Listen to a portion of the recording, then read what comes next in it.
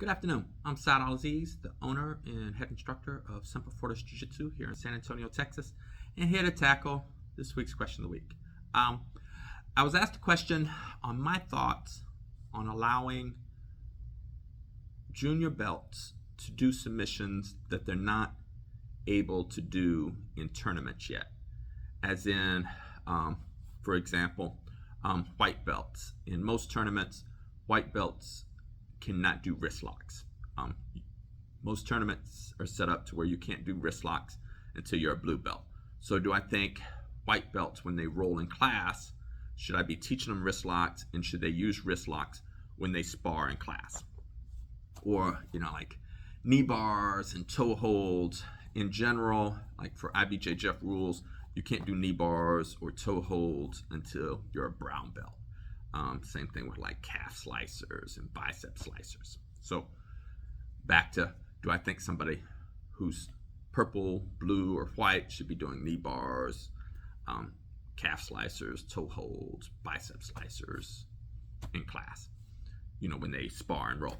And so different philosophies out there. I've gone to a lot of schools over the years in my military journey where they go strictly by the IBJJF rules for tournament rules. And so if a person is a white belt, they're not allowed to do wrist locks until they get to be a blue belt. And when they spar, they can't do a wrist lock and their opponent. Some schools are okay with, like they're rolling with a blue belt or a purple belt, that person doing a wrist lock on the white belt, but the white belt can't do it back on them, or some such thing. And, really each school, whatever floats your boat, they can do it however they want to do it. What I do is, starting with white belts, to me, jiu-jitsu is jiu-jitsu. There's no basic jiu-jitsu, there's no advanced jiu-jitsu, there's just jiu-jitsu. And so when I teach, I don't teach based off a tournament rule set. And for those schools that do, man, good for you.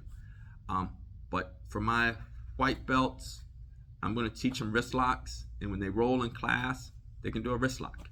I'm going to teach them knee bars. I'm going to teach them calf slicers, bicep slicers, toe holds, and when they roll in class, they can do that move. My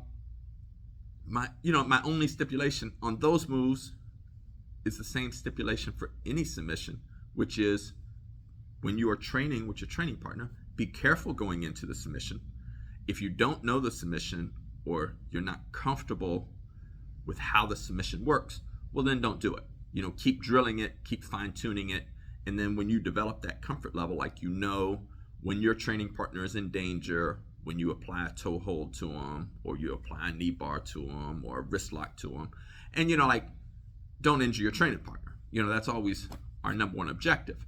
But as far as doing the submission in training, I want my students to learn and do whatever submissions we're teaching from day one, and when they roll, they can start doing them. They just have to do it safely, because you're concerned about the safety of your training partner. So you're not blasting into any submission, whether it's an arm bar or a choke. It's like you're doing it in a safe way, so you're not injuring your training partner.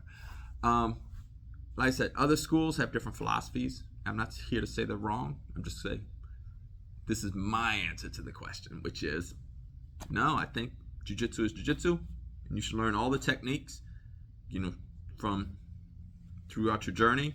Day one, there's nothing, hey, these are the forbidden or the secret techniques that only the advanced belts know. As far as the tournaments, each tournament is going to have different rule sets. Of course, the International Brazilian Jiu-Jitsu Federation, IBJJF for short, their rule sets are the most common. And but like my direction to my students is like, okay, if you're a white belt and I allow you to do knee bars and wrist locks in class, just know that you need to know the rule set of whatever tournament you entered, whether it's an IBJJF tournament or a NAGA tournament, or whoever else is doing a tournament, and just be familiar with those rule sets and know what submissions you're allowed to do and which submissions you're not allowed to do for that tournament rule set. But I want my students to know everything and be able to execute everything, and I don't hold anything back or hold them back from doing a submission, because ultimately when I teach jiu-jitsu, I want my student to be able to, from day one, have these things in their arsenal. So if they need to do a knee bar in a street fight, this isn't some technique they had to wait to brown belt to learn it. And so I want, if they know they can learn it as a white belt, I teach them as a white belt. And when they roll, they can do knee bars or calf slicers or wrist locks, whatever. So ultimately, if they're in a street fight, I want them to be able to know all these submissions and be used to doing all these submissions. So there's nothing held back.